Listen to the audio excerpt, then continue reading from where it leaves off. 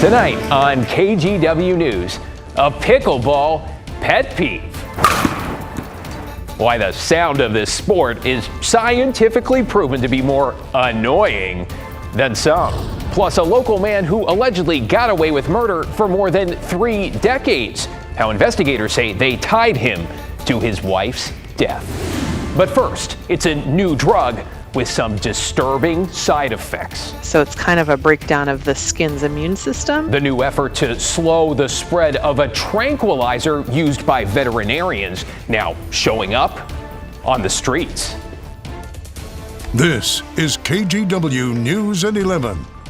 Thanks for joining us. I'm David Mulco, and we begin tonight with that crackdown on a powerful animal tranquilizer.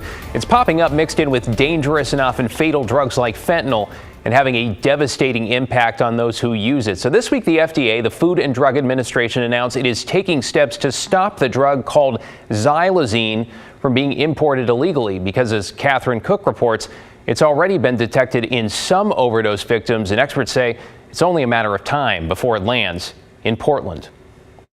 It's the drug making headlines around the U.S. Some call it tranq, others the zombie drug.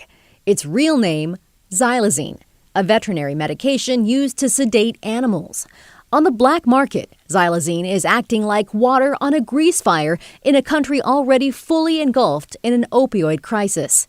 More deaths, more ODs, and in some users, a skin rash that can range from minor to severe. The idea that skin ulcers that lead to surgeries, maybe even amputations, it's horrific. Dr. Amanda Risser works at Central City Concern in Portland. She's Senior Medical Director of Substance Use Disorder Services. So far, she says xylazine doesn't appear to have reached Oregon's drug supply the way it's gripped other states. She's only heard of 2 possible but unconfirmed cases here. Right now, Risser and others in harm reduction are monitoring local drug supplies for xylazine and spreading the word among users. It may be there, and just I'm not seeing it the fallout yet. And so I think everyone is at risk for being exposed to xylazine when they're using opioids these days, just as everyone right now is being exposed to fentanyl. As with so many drugs, Risser says those taking xylazine likely don't realize it. It's an adulterant, often mixed with fentanyl, which many users smoke. Some evidence shows xylazine causes users to become sleepier and more prone to overdose. There's just a lot of stuff that happens when you make things in a lab. And there are other complications that can lead to serious skin wounds like these. When users build tolerance to smoking the xylazine-laced drugs, many turn to injecting them. If xylazine is present, Risser says it can cause blood vessels to constrict, starving the skin of blood and oxygen. All the things that, help you heal from a wound when it occurs or an infection. So it's kind of a breakdown of the skin's immune system. As harm reduction networks prepare to treat those symptoms in Portland, they hope what they're seeing in other cities will help them to be ready. And Catherine joins us now. So I'm curious, in terms of the numbers of people impacted, what do the experts say about how bad this is getting and also why we haven't seen it here?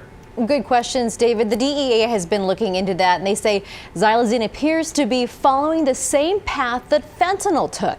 It started in the northeast before spreading to the south and working its way to the west.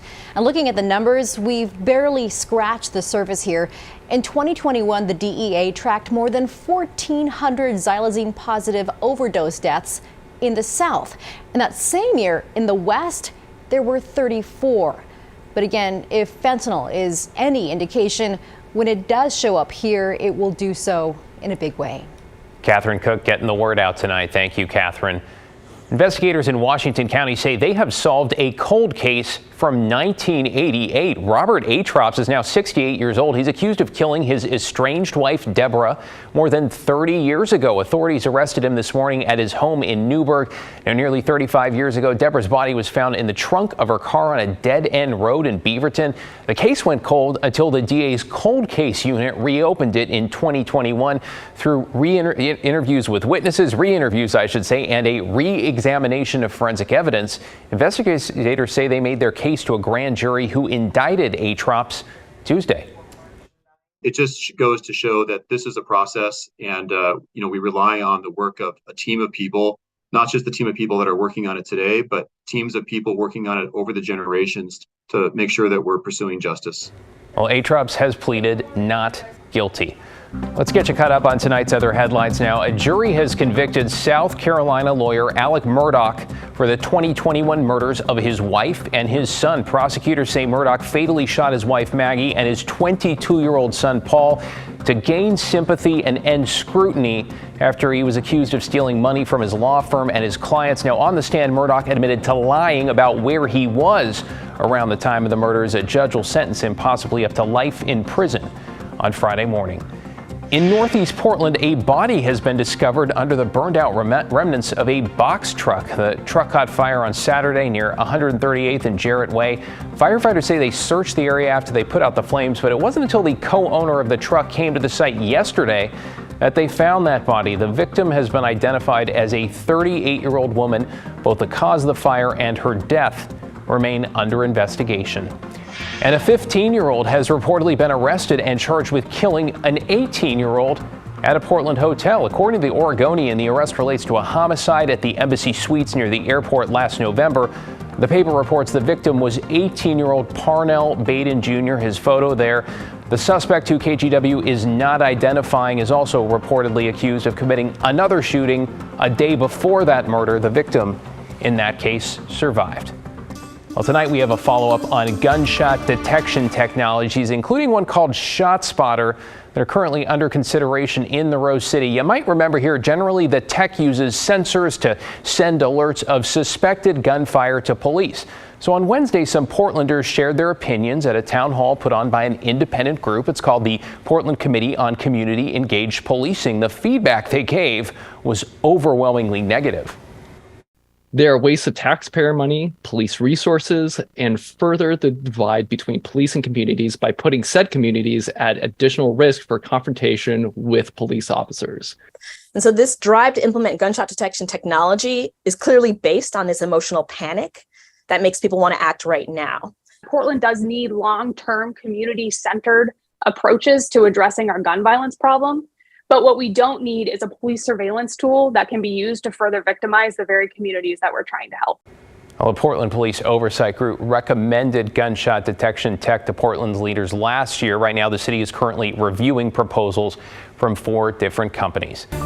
In our homeless crisis, Governor Tina Kotek's emergency declaration is now expanded to include Clatsop County. Kotek made the declaration shortly after taking office, but Clatsop and other coastal counties say they were unfairly left out. Now, the declaration only applies to places where the homeless population increased by 50% or more from 2017 to 2022. And while Clatsop County says it's seen the highest rate of people who are homeless per capita in Oregon for the past 8 years, initially that didn't appear to be enough to qualify. So the county submitted a formal request to be included. Now, Lincoln County is trying to do the same.